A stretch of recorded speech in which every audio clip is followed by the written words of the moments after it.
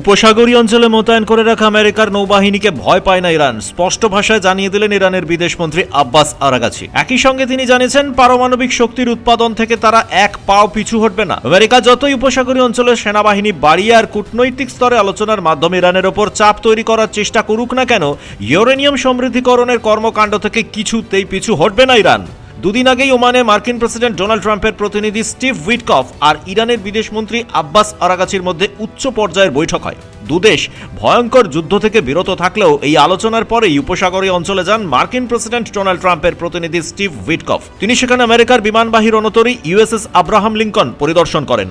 তারপরে ইরানের বিদেশমন্ত্রী আরাগাচি মন্তব্য করেছেন, এভাবে ইরানকে ভয় দেখানো যাবে না। ইরানের বিদেশমন্ত্রী বলেছেন, নিজেদের পরমাণু শক্তি রক্ষার জন্য তারা আমেরিকার সঙ্গে সরাসরি সংঘাতে যাওয়ার জন্য প্রস্তুত। সঙ্গে তিনি প্রশ্ন করেছেন, আমাদের উপর অযথা কেন যুদ্ধ চাপিয়ে দেওয়া হচ্ছে? ইরানের উপর আধিপত্য বিস্তার করার অধিকার কারণ নেই। পরিস্থিতি যেদিকে এগোচ্ছে তাতে হয়তো ভেস্তে যেতে পারে আমেরিকা ইরান আলোচনা। তৃতীয় উপসাগরীয় যুদ্ধ হয়তো সেক্ষেত্রে খুব দূরে নেই। ব্যুরো রিপোর্ট, পূবের কলম ডিজিটাল।